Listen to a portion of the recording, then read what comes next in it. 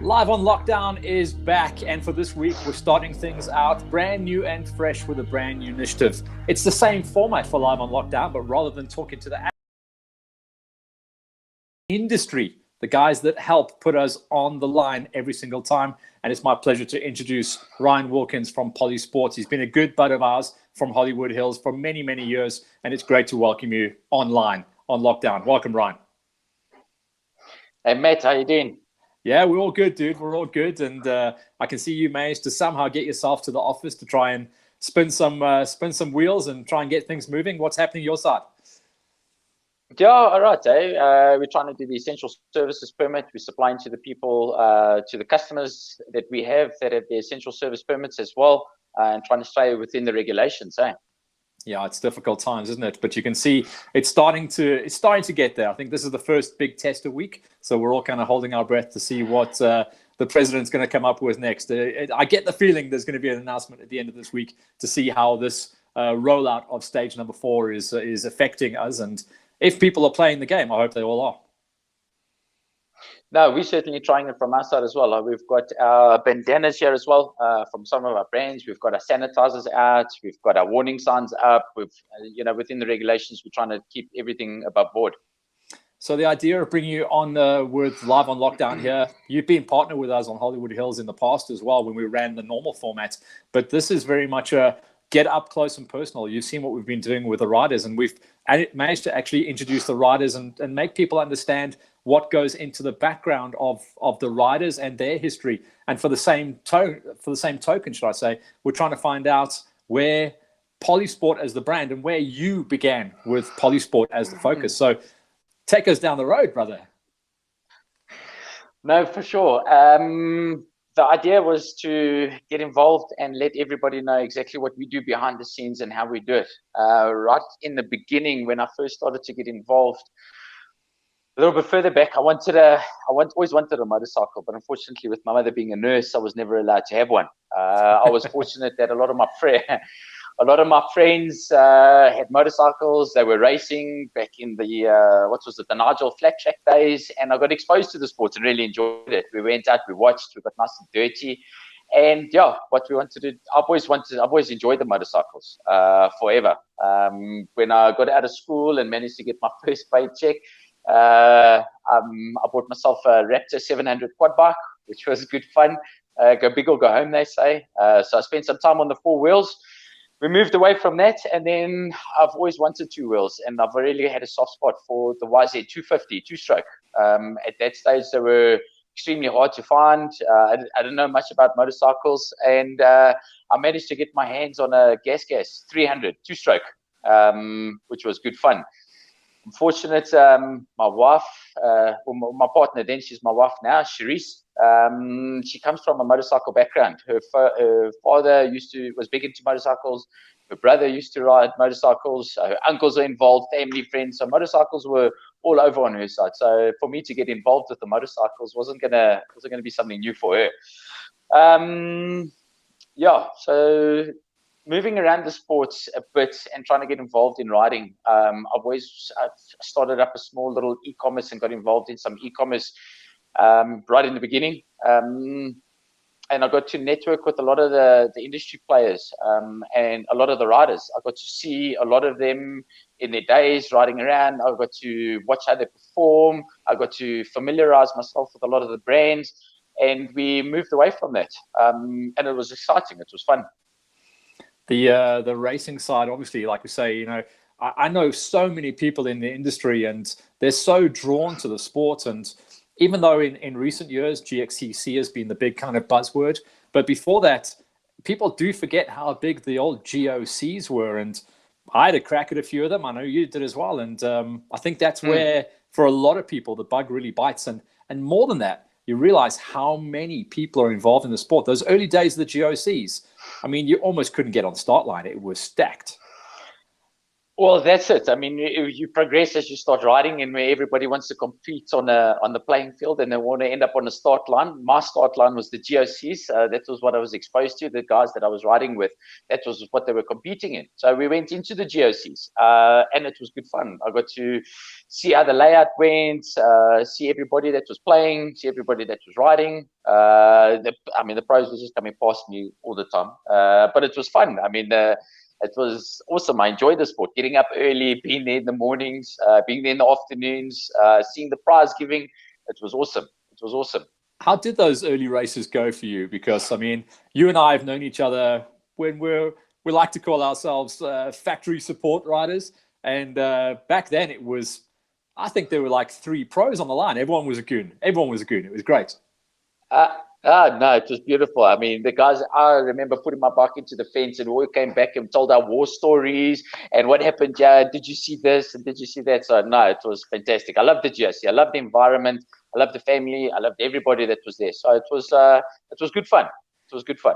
And then tell me about the transition then from that position to, I mean, I've known about Polisport. Polisport as a brand has been around for quite a long time, but it really only kind of started to boil up and really start to become a big player when you took it over. So what was that process, and how did that kind of figure itself out?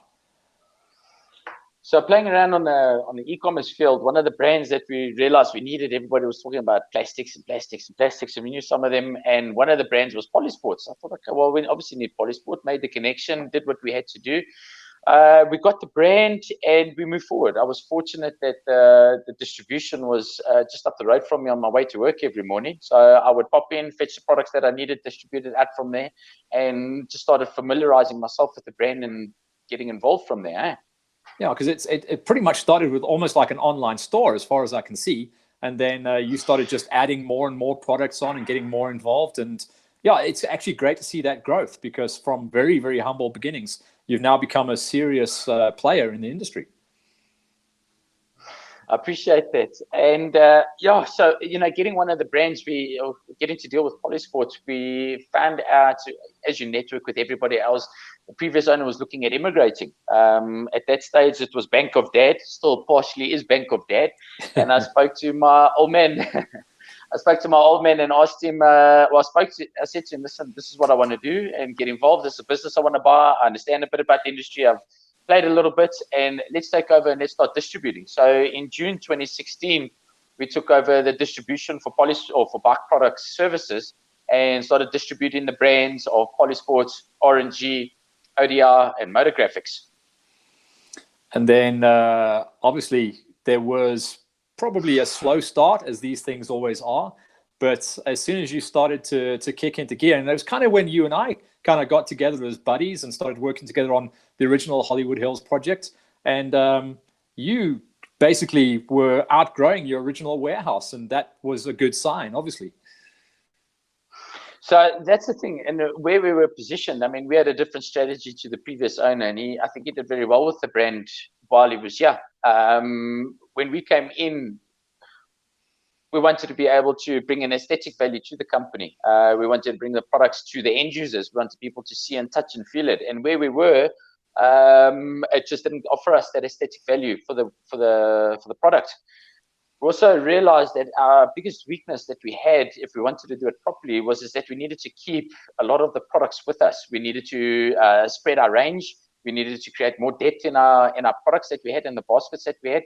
So we needed to keep volume of everything. So when we took over in June 2016, until I think probably mid 2018, very quickly we tripled our stock holding from what we had. And if anybody knows plastics, it's volumetric, it's big and bulky stuff. And the warehouse that we had at that stage was only 400 square meters. We sent the scouts out, which was my old man, to go and find us a warehouse that was going to do what we required and ticked all the boxes. And we managed to find a warehouse on the East Rand in Boksburg, very close to the highway in the N12 Industrial Park.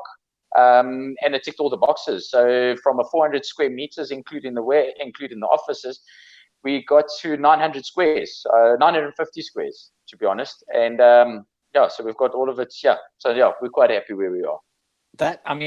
I've dealt a little bit internationally with some of the brands in my my previous lives, and the constant challenge from a South African business, e-commerce, above the line, below the line, is trying to make the international businesses understand, because they see Africa as this massive place, and you go, this is Africa, this is South Africa, and this is the market. And that's always been the hardest thing to kind of get across to those guys. So I know you went across to Portugal, and obviously I'm sure during that time over at the Portugal show, you were spending most days trying to explain the limitations. I mean, even though the marketplace is massive in South Africa, from a riding point of view, it's not massive as far as world point of view goes.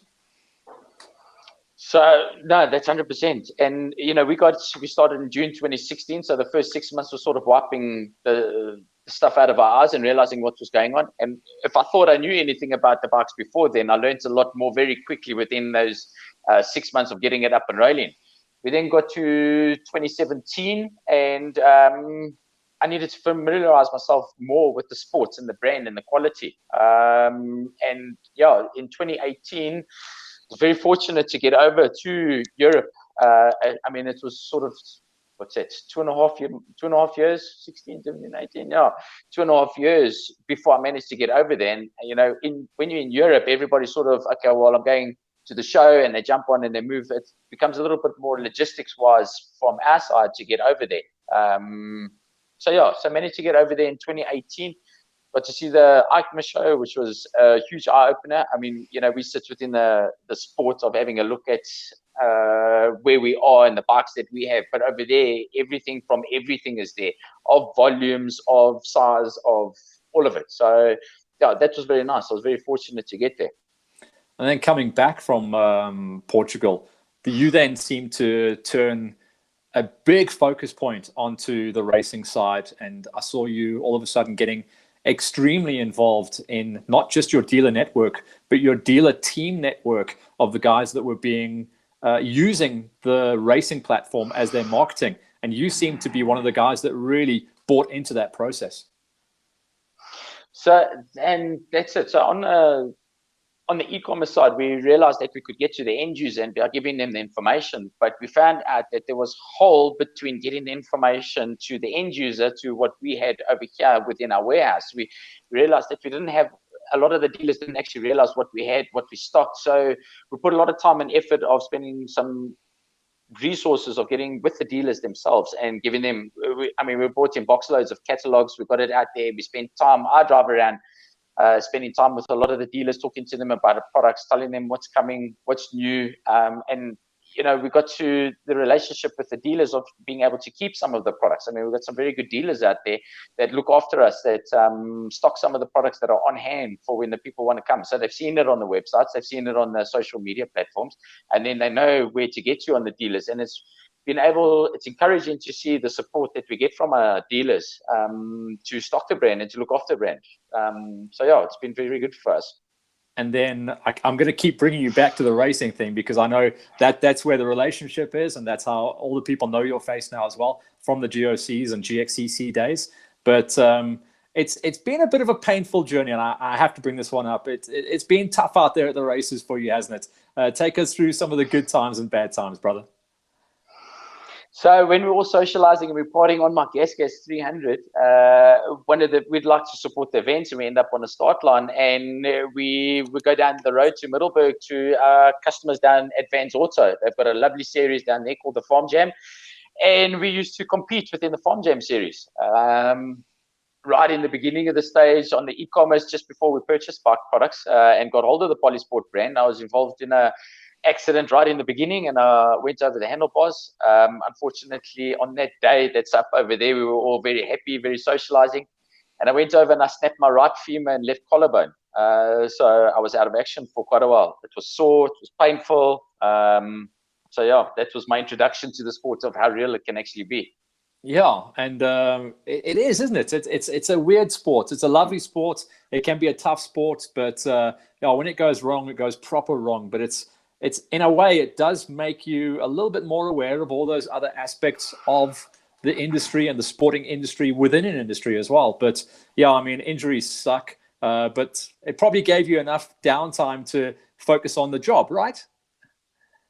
100%. So it's weird the way it looks. You can can't connect it looking backwards. You can only connect the dots looking forward from Steve Jobs.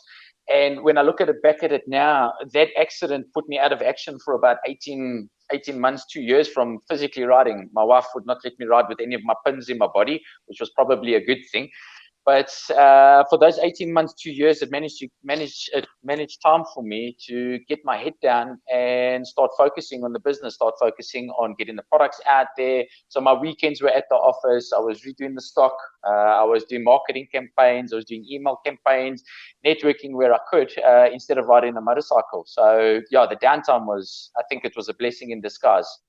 And when we did see you come back to the track, it wasn't the gas anymore, was it? Bought yourself a nice new little toy. Yes, exactly. So I've always wanted a KTM as well, but I thought the 300 was a little bit too big for me. So I've always wanted the 200. That was when I was looking, but KTM then decided not to make the 200s anymore, and they introduced the 150. So 2018, I managed to get myself the KTM 150 XCW from one of our good customers down on the East End at Fast, or then it was Factory Racing. They've now changed their name to Fast. But I spoke to them. They managed to hook me up with a KTM 150, which I was very grateful for. And yeah, we started running with our team mascot from there, our sort of delivery bike. Everyone's got one of those delivery bikes that goes racing every weekend. I know what you're saying. Yes. But you also used it as a rolling platform, didn't you? You know, I remember you bringing in different. I think you were the first guys to bring in the Lumo plastics, and then you brought in the. I want to say transparent. Is that the right word that you're using for it? It was a crazy one where you could see through it. I love them. Yes, that was the clear plastic. So again, that was the selling pitch that I sent to Bank of Dad, that we needed to have an advertising tool where we could advertise the plastic. So we managed to purchase a motorcycle.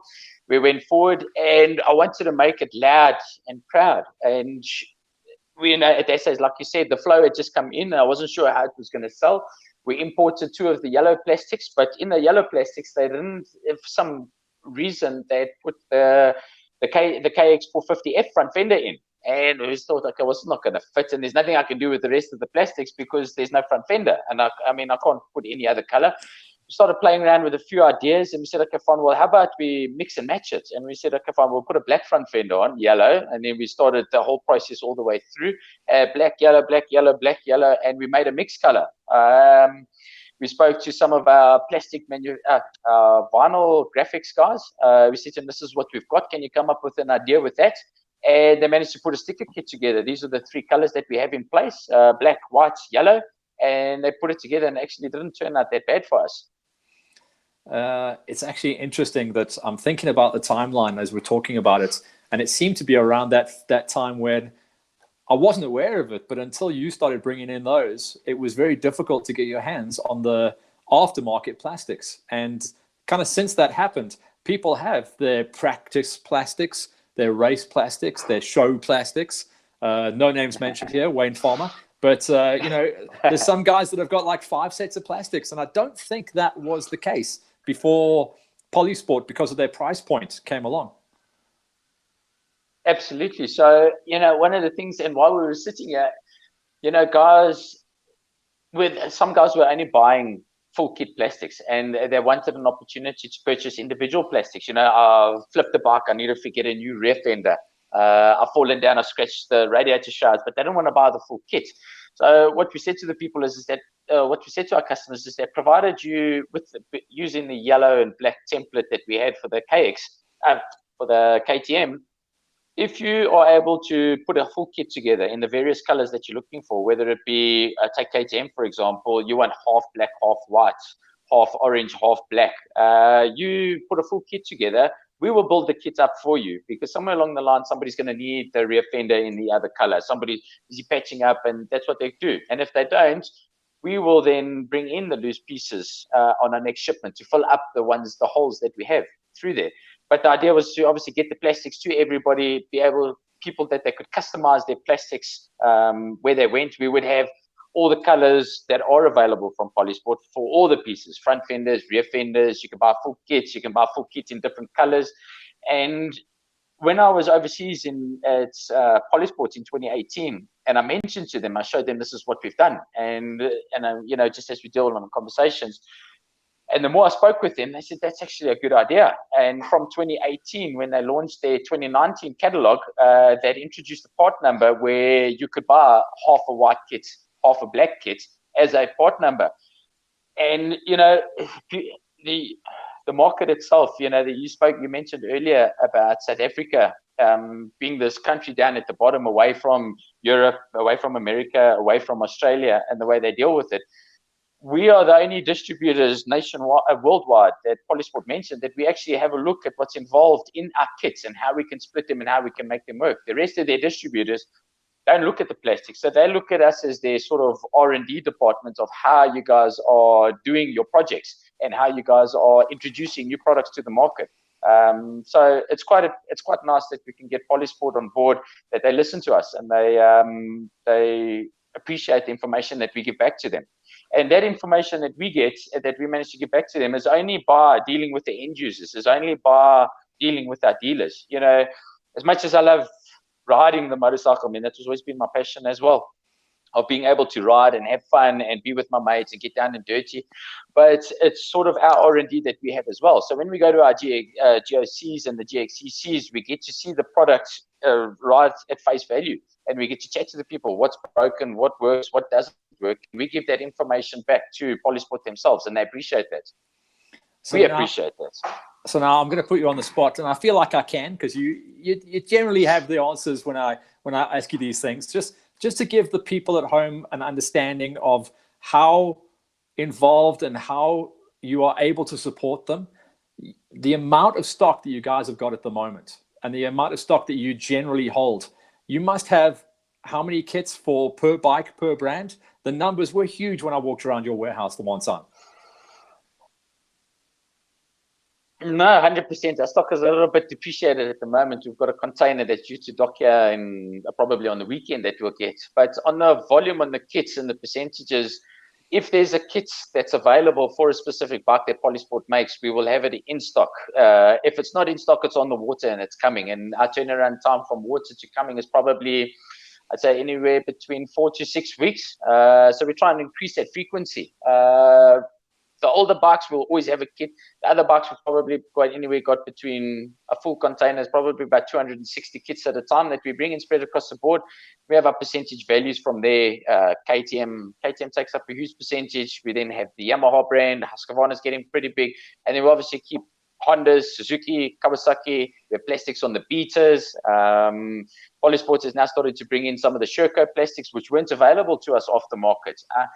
And that's also one of the points, I know it's getting a little bit off topic here, is that people look at Polisport and they see that, okay, well, Polisport is an OEM manufacturer for a lot of the brands. So they use their molds themselves. They have their own mold factory. So they will create a mold for KTM or Husqvarna or Yamaha specifically that belongs to that brand.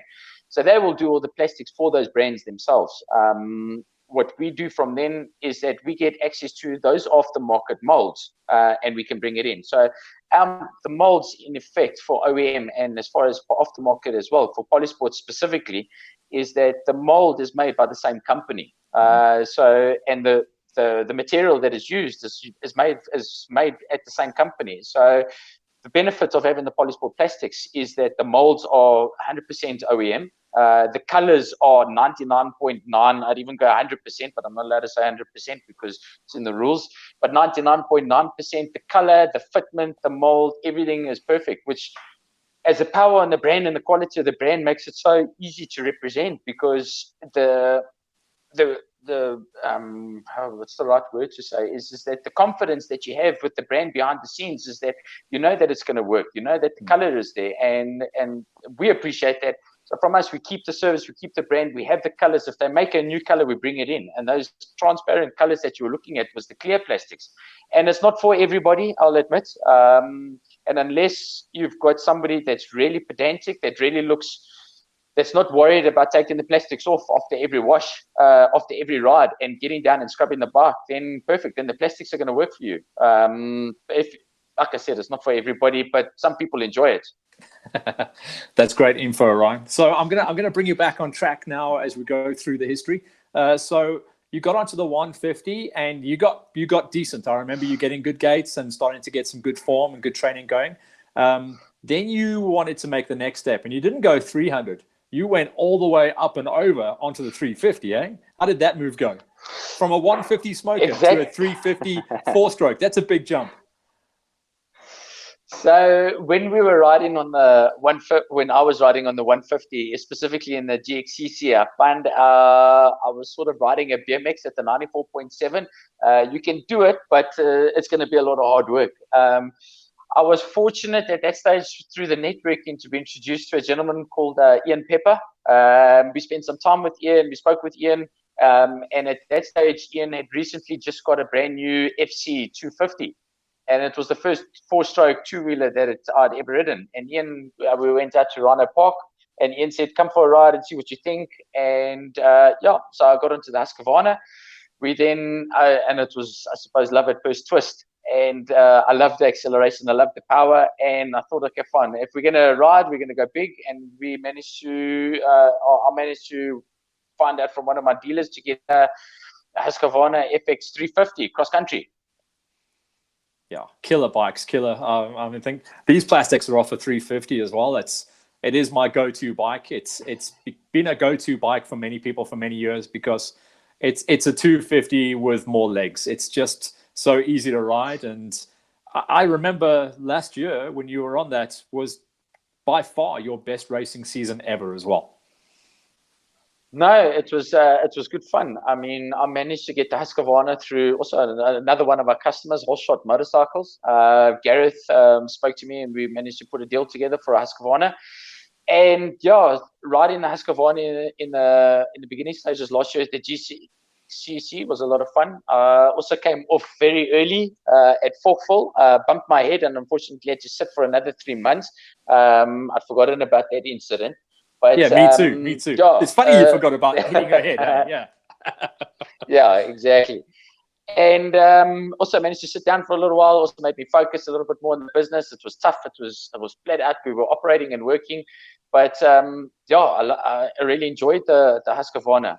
When we set up at the beginning of the season, also chatting with Ian, we managed to put a support structure together for the team. Again, the whole reason for having the Polisport brand and riding within the team and that is just to get the products to the end users, just to support as much as I can and as much as we can. And at that stage, we had Ian had a support team of the Pepson Plastics Husqvarna support team. We put some advertising, we put some products available to the guys, and I was riding within that team, and it was good fun. The team was good. It was the first time that I sort of had such a big spread of people around me that we were all riding together. So yeah, it was good. Just to move back and forth between the racing and the business.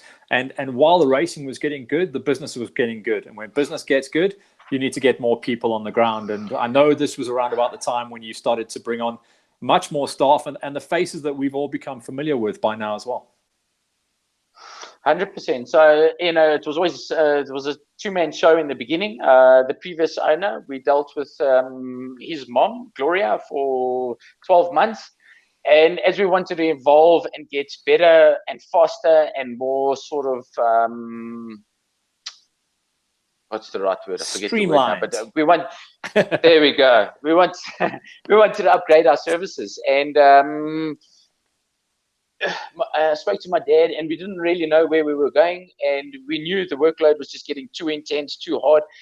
And I was, through one of the customers, I was introduced to Brandon Duplessis. Brandon came on board with us in 2018. That's right, where we're now. Yeah. So Brandon came on board with us at the beginning of 2018. My dad was sort of in and out, and Brandon and I were working together, and it was good. We were operating. Brandon is a very effective worker.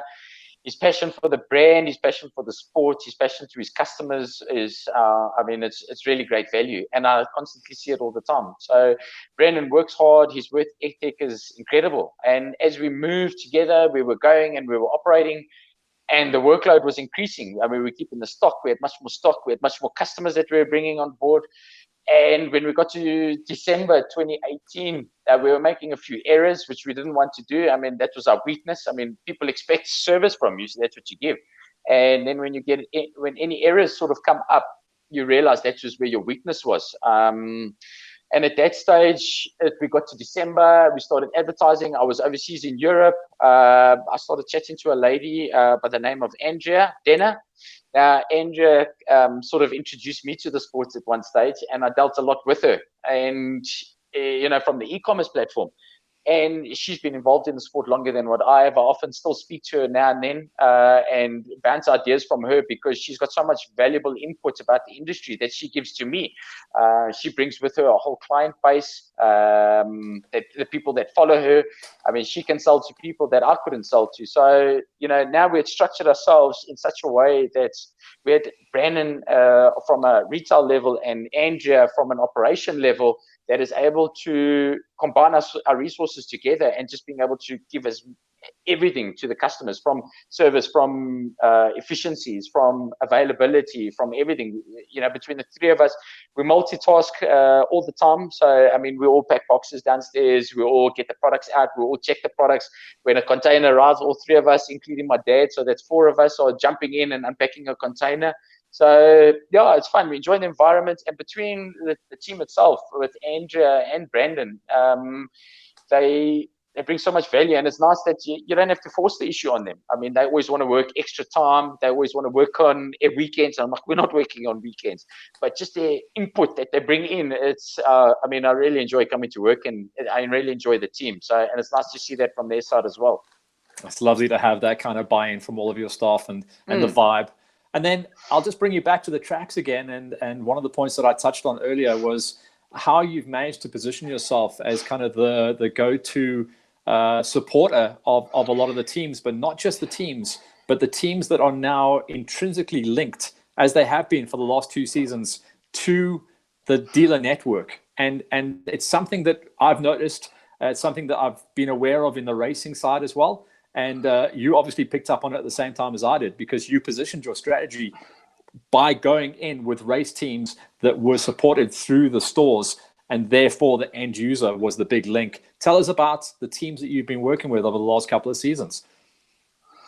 So 100%, as much as we enjoy trying to get the products to the end user, if you sort of in one scope or one area point itself, you're limited because you've only got one rider that's sort of representing the product or the brand. And the best way for us to do that was to try and find partners with the dealers that would stock our product, that could represent the product, that had the same type of passion that we've had, to try and get the product to the end user as efficiently, as productively as possible. When we started in 2018, was it 2018? No, it was 2018 when you started getting involved with the teams. I remember that. Yeah. That's it. And we set up with Whole Shot Motorcycles. I mean, we managed to buy the bike from them. They kept a lot of our products themselves. So we set up with Whole Shot to support their team. And the other team, I mean, our budget was small. And we don't get assistance from Polisport overseas. So everything that we do here, we want to give back to the sport. So we gave it back to Whole Shot. The other partner that we set up with was a well-known player, Mr. Wayne Farmer, you've already mentioned. And I was still getting new into the industry. And I spoke to Wayne, and he said, okay, fine. He represents our products. His scope of knowledge on the industry is incredible. If there's anybody that knows more about the industry, it's probably Wayne. And I spoke to Wayne. He started stocking some of the products. He started keeping some of the products. He represented the brand at the track. So it was a no-brainer for us to say, okay, fine. Well, Wayne, this is what you're doing for us. We'll give back to you like this. So it was really good for us. We moved over to 2019. Whole Shot Motorcycles then joined up with the MCA, and it was huge. I mean, theirs was big, so we moved over. I mean, it was well represented for us as well. So 2019, we kept within Whole Shot, we kept within Bikers Warehouse, and we just saw the relationships growing and growing and growing. I'd got involved with Peps and Plastics, so trying to get it to the riders themselves and represent the brands, and try and scope it out and move it as much as possible away from me. I certainly don't want to come across the industry of being biased and saying, okay, well, you're only looking after your people and your brands and your friends and that type of thing. So the idea was to try and spread it out as much as possible within resources. I mean, we're limited with the capital that we have. We're limited with what we can do. We try and give as much as we can wherever. But yeah, those were the teams we set up with. We came into 2020 and we readjusted ourselves to look to where we went. And again, we sat with Bikers Warehouse. I've spent so much time at Barker's Warehouse, I was almost interested in getting a parking bay there. But the the representation on the brand and the scope of the basket of products. I mean, every time I went to Wayne, he just kept on, bring me this. I'd show me a new product, and he said, okay, fine, we're going to keep it in the store. And I was like, but I mean, it's encouraging to see that. And again, like I said, I didn't want to become biased. And, the brand that I had was Husqvarna, and ridden the KTM, and we were up here. And what I wanted to do was, spread a little bit further down to the coast. And what I'd noticed from one of our suppliers, or from one of our customers, was that RBS Yamaha in Pinetown was starting to keep a lot of our products. I mean, we've always been focused on support, so it doesn't matter. But, they kept on buying a lot more products from us. And they were keeping the brand. The relationship was evolving. I'd managed to get down to the coast and speak to them a bit. And they'd spoken to us, and they said, can you assist? And I thought, what, why not? And, it's not just a KTM, it's not just Husqvarna, but here's Yamaha. And we said, okay, fine, well, this is what I can do within, what we need. And we said, okay, fine, this is what we can send down. And they represented the band, they keep the stock, and it's encouraging to see, really.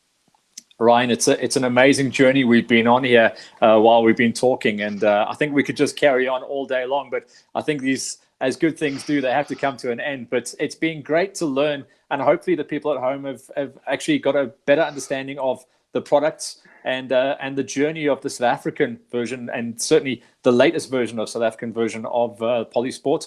I suppose the best thing to do now is to say to you, what's the next step? Not counting lockdown, but we know we're going to come out of this in the next couple of weeks, fingers crossed. But what's the next step for Polisport for you? Because you're one of those dudes that likes to take on the next challenge. Where is it? So, yeah, we still got a long way to go before we get there. But I think that we're heading on the right track. The biggest part for us is being able to grow the brand and get the brand to the end users and the people that are actually using the product. So what we do is that we try and encourage a lot of the guys and become part of the Polisport family. The people, they need to know us. They need to be able to speak to us. They need to be able to communicate with us. And, from any stage, I mean, we obviously we distribute through our distribution channels of our dealer network, but we are down at Ground Zero. We've got Brandon, we've got Andrea, we've got myself, and we're out trying to spread the brand and get it to wherever. Ideally, I would love to, for Polisport, I don't want to sound arrogant or anything, but I would love Polisport to be the sole plastic supplier within the market itself. We've got competitors. There's certain brands that people, they respect the brands, they want the brands, but from our side, we work hard for what we do, and we want to make sure that we've got all the brands, all the plastics of all the pieces available to the end user. Polisport makes it off the market. We'll bring it in and we'll have a chat. I just want to go back onto the family aspect. We communicate with a lot of the people. I remember when I got to you, and I was like, oh, when you were standing with me, I think we're at one of Race Shop's warehouse, and I was standing with you, and I'm like, that's Matt Smith. It's Hollywood. He's standing with me, please sign my shirt. So no, dude. And I never wanted to be like that.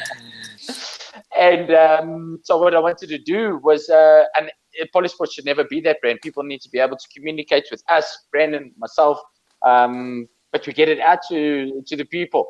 We have our social media platforms that we work on. When we started, we never wanted to have a website. The website for us was, and dealers have their own websites.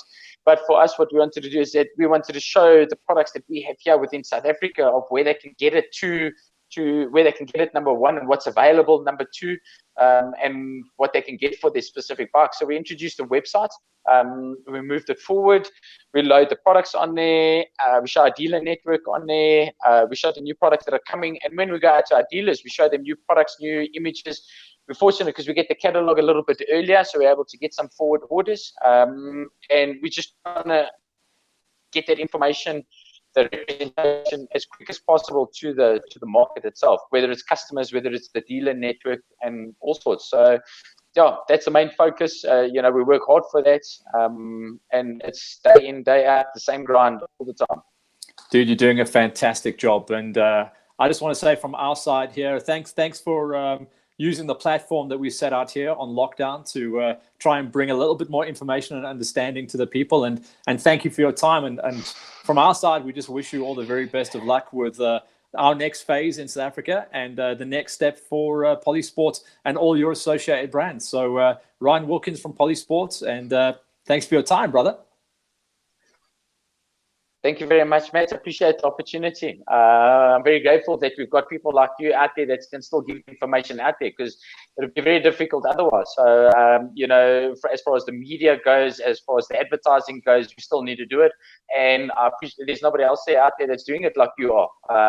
So it's always encouraging to see you bring the riders, you give the riders, you know, we always see them on this professional level. And you know, it's nice that you got a chance and you came up with the idea of speaking to them. And then, you know, the more I looked at it, I thought, no, but, you know, if people are listening and watching already, you've got the reputation within the sports of being the go-to man in off-road. I thought, well, you know, I've definitely got to speak to you. And Wangu, please don't you want to put me on your show?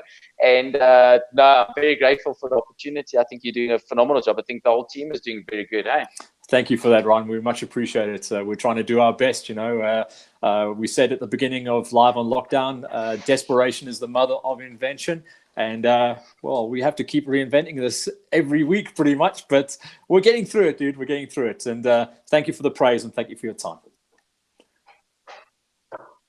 No, all good, mate. Thanks. I appreciate it. All the best, Ryan. See you around the bend. All right, so that's Ryan Wilkins from Polisport giving us a wealth of information. There's a lot of stuff that I didn't even know about there, so it's great that we got to fill in the cracks. And we are going to be going down this road as well, speaking to our riders as well as representatives from the industry to learn what's going on behind the scenes during their lockdown.